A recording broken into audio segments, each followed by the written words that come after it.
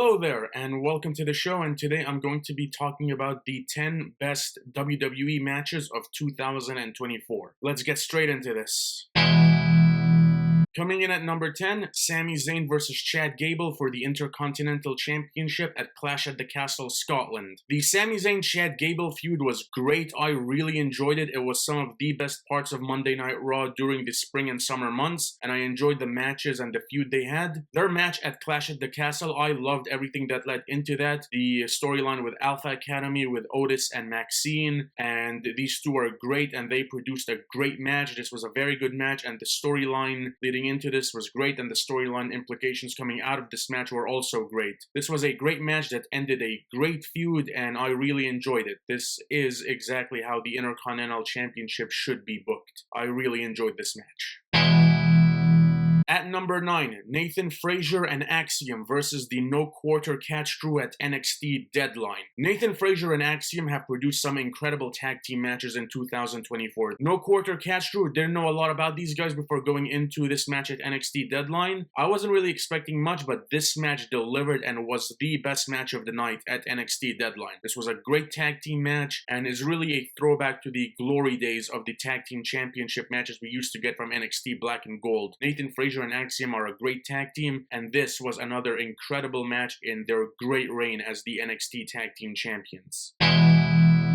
At number 8, Randy Orton and Kevin Owens versus Solo Sikoa and Tama Tonga, Backlash, France. This was phenomenal. The crowd in Lyon, France was probably the best wrestling crowd in all of 2024. They were incredible. This tag team match was great. The crowd singing along to Randy Orton's theme song was incredible. And the actual match started off with a brawl, became a tornado tag team match. Absolutely loved it. This was a very fun match. Great opening match that really did a great job at setting the tone for Backlash. I loved this match, one of the most fun matches of the entire year, and continued the Bloodline storyline with the introduction of Tonga Loa. Admittedly, yes, he botched his debut, but that didn't take a lot away from this match. This was a very good match, one of the best matches of the year for WWE. I loved it, and it was great, and it is number 8 on this list.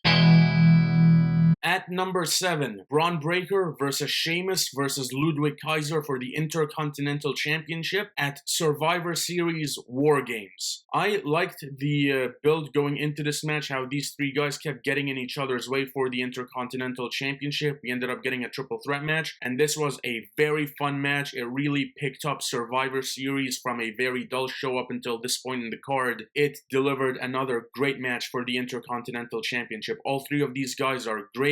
This was everything a triple threat match for the Intercontinental Championship should be. Three workhorses working hard to make this championship feel important. And it is number 7 on this list.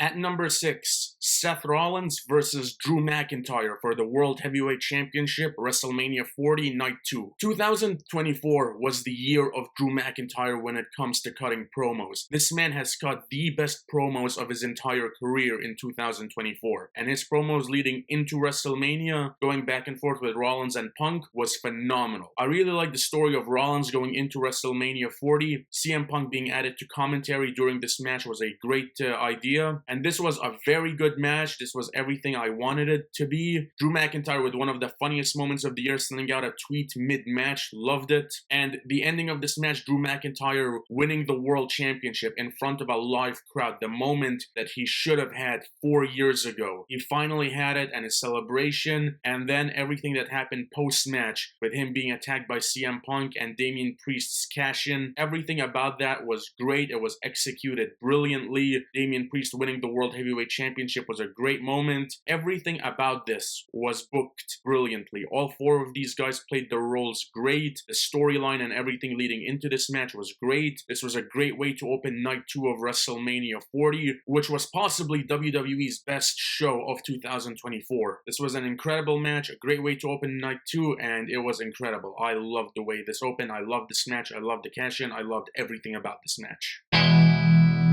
At At number 5, the OG Bloodline and CM Punk versus the new Bloodline and Bronson Reed. The Bloodline Civil War thing has been playing out pretty decently on television. Roman Reigns making his return at SummerSlam was a great moment, and this was an inevitable match. You could see this coming from a mile away. The additions of CM Punk and Bronson Reed to this match were great ideas in my opinion. The return of Paul Heyman was done very well. This was a great War Games match. The use of weapons was great. The match had some funny moments, some great storytelling moments with Solo and Jacob Fatu, Roman and CM Punk, some great moments, and the closing sequence of the match with everyone hitting their finishers on Solo was a great moment. I loved it. This was a very good match, a great main event, and a great chapter in the story that is the Bloodline Civil War.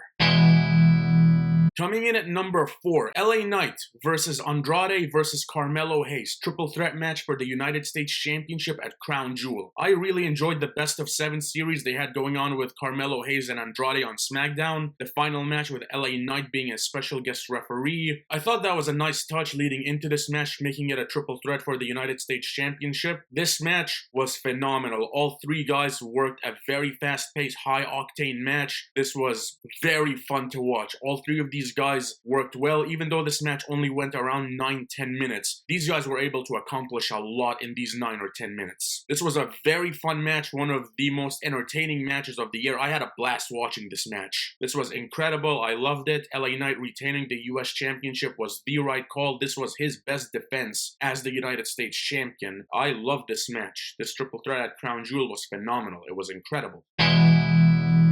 At number 3, Nathan Frasier and Axium versus Chase University for the NXT Tag Team Championships at NXT Heatwave. This was the best match of Money in the Bank weekend. This was a phenomenal match. This was great. These teams had a great back and forth. They worked well together. The Toronto crowd was incredible during this match. Some amazing sequences, some very believable near falls. I loved this match. This was fun to watch. It had me on the edge of my seat. This was brilliant. I loved this match.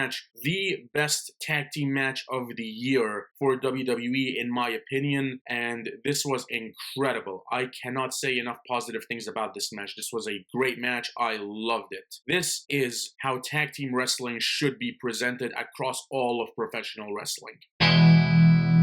At number 2, CM Punk versus Drew McIntyre, Hell in a Cell at Bad Blood. The storyline with CM Punk and Drew McIntyre was one of the best in all of professional wrestling for all of 2024. The promos, the story, everything that led into this match was great. Their 2 previous matches at SummerSlam and Bash in Berlin were very good, and this match, I called it for months, ever since Bad Blood was announced, that CM Punk versus Drew McIntyre at Hell in a Cell made sense for this show. This was a masterpiece. This was booked brilliantly. This was one of the best Hell in a Cell matches that we've seen in years. I loved how brutal this match was. It was physical, it was violent, the use of weapons, the storyline, everything that led into this was great. Everything that happened in the cell was great. And the finish of the match was great. Punk and McIntyre both played their roles brilliantly. This was an excellent match. It was booked to perfection. CM Punk versus Drew McIntyre at Hell in a Cell is a match that we are going to be talking about for years. This was a great match to end a great storyline. I loved every moment of this match. It was phenomenal.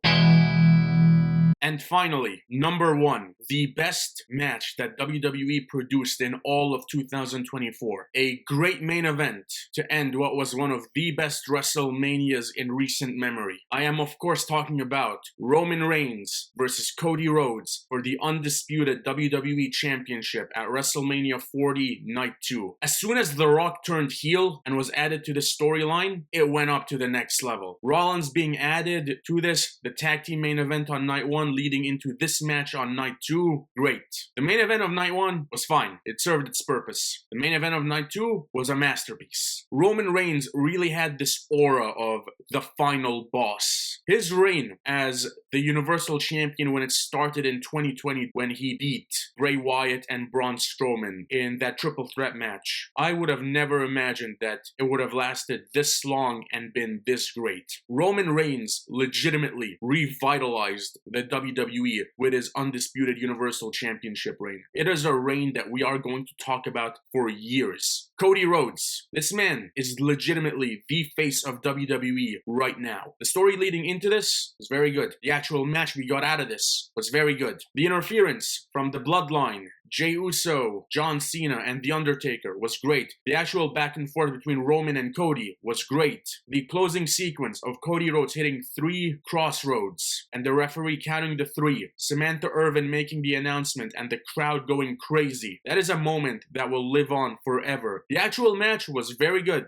The moment is one that we will remember for a long time. And that is why this is, in my opinion, the best match from the WWE in 2024. It was an excellent match to end what was overall an excellent WrestleMania. That is all for today. Thank you so much for watching. Be sure to hit like and subscribe if you enjoyed this video. You can follow me on Instagram at Said_2000, and I will see you on the next video. Till then,